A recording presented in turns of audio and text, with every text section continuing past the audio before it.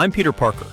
I'm attending Empire State University, and I spend my spare time taking photos for the Daily Bugle. I also spend a lot of time trying to help people whenever I can. People say I have a strong sense of duty. I guess I got that from the people I care about. And there are quite a few of them. Let me tell you about them. I'll start with my Uncle Ben. He was always there for me. He taught me right from wrong, and he told me that with great power comes great responsibility. I was young, and I let him down in the biggest way I could. He died because of me, and I'll never forget that terrible mistake. After Uncle Ben died, it was just Aunt May and me. She was suddenly alone, with a teenage nephew to raise all by herself. And somehow, she always managed to make me feel like everything was going to be okay. She's probably the sweetest woman in the world, my Aunt May.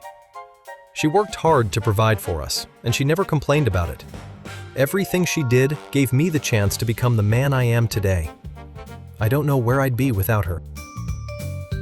In high school, things weren't always easy. I was awkward, shy, and unfortunately, that made me an easy target. There was one bully in particular. His name was Flash Thompson. He was on the football team, popular, and he seemed to enjoy making my life miserable. Then, I had my little accident. After that, things slowly started to change. Eventually, Flash changed too. He went from being my biggest tormentor to becoming one of my greatest fans. Well, in a way. Then there's Ned Leeds. I got to know Ned through my work at the Daily Bugle. He was a good guy, smart, dependable, and usually a lot more confident than I was. We weren't exactly alike, but we got along well. Ned was always willing to lend a hand when I needed one, and I was glad to have a friend at the Bugle. Of course, working for Jonah Jameson meant we both had to put up with quite a bit, especially me. Then there's Harry Osborn. Harry and I became good friends at Empire State University. We came from very different worlds. His family was wealthy, while I was, well, definitely not. But Harry never seemed to care about that. He was a good friend, and we could talk about almost anything. He had his problems, though. Sometimes I think the two of us understood each other better than we realized. Harry was one of the people I could really count on, and I was lucky to have him as a friend. And Harry's dad, Norman Osborn, an incredibly smart businessman. He ran a huge defense company named after him, Oscorp. It was involved in advanced technology and weapons research, and Norman was deeply involved in the scientific side of the business. He wasn't just a businessman. He was a brilliant scientist in his own right. We could talk about science on a level I didn't often get to with other people.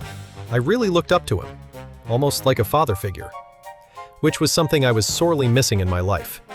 Then I discovered his dark side. It's sad what happened with him. Sad for me, and even worse for Harry. But I can't think about that right now. Let's talk about some of the nicer things. The women in my life. Wait, what's going on down there? In high school, my first crush was Liz Allen. She was pretty, funny, and always seemed to have a smile for everyone. I really liked her. Unfortunately, she didn't seem to feel the same way. As far as Liz was concerned, I was just a friend. I suppose I was pretty easy to overlook back then. Then there was Betty Brandt. I met her at the Daily Bugle. Betty was different. She was older than me, and she seemed to understand me in a way most people didn't. We became pretty close. For a while, I thought we might actually have a future together. But being Spider-Man made things complicated. Now, Gwen Stacy. With Gwen, I knew I'd found the woman I wanted to spend my life with. She was smart, beautiful, and had so much style. She was everything I could have hoped for. I wanted more than anything to build a life with her. But that wasn't meant to be. I failed to protect her. And now she's gone. Why do the people I care about have to pay the price for my failure? It's hard to deal with the loss, but I keep myself busy. Aunt May and I are barely getting by, so I have to work. And believe me, the Bugle can be stressful enough. And then there's my boss, Jonah Jameson. He's very hard to deal with. I don't officially work for him. I'm considered a freelancer. But he'd never buy my photos if I sold them to another paper. He's a hard man, aggressive and demanding. And he hates Spider-Man. On the bright side, that makes him even more eager to buy my pictures of him. Luckily, much of my interaction with the Bugle is with Robbie Robertson. He's the editor there, and probably the most reasonable man in the building. He's fair, professional, and has always treated me with respect, even when Jonah hasn't.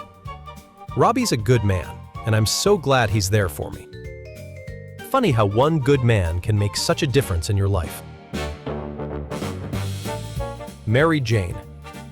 After Gwen, I never thought I'd find love again. Sometimes it almost feels like a betrayal, but I know in my heart she'd understand. In some ways, I can see a little of Gwen in MJ, but in most ways, MJ is one of a kind. Flashy, outgoing, fearless, pretty much the opposite of me. But I can't resist her. I just pray I don't lose her, too. Mary Jane is a model, and she's on her way to becoming famous. That really cuts into our time together. On the other hand, it makes it easier for me to do my Spider-Man thing. But when we're together, it's like magic. I really think we might get married someday. For now, though, she's the bright spot in my otherwise rough life. Hard to keep her off my mind. For now, though, there's plenty of danger the police can't handle. Some of it even gives me trouble. That's when it's nice to have friends I can count on. You're a good friend, Johnny. It's nice having you around to talk to. Peter, the feeling's mutual. You've always been a good friend. Thanks, Johnny. You're dedicated to helping people, you're selfless, and you never take any glory for risking your life. We should have let you join the Fantastic Four when you came to us. But honestly, I think you're doing more good as the friendly neighborhood Spider-Man. We're focused on adventuring and exploration. You're out there helping the little guy. With great power comes great responsibility.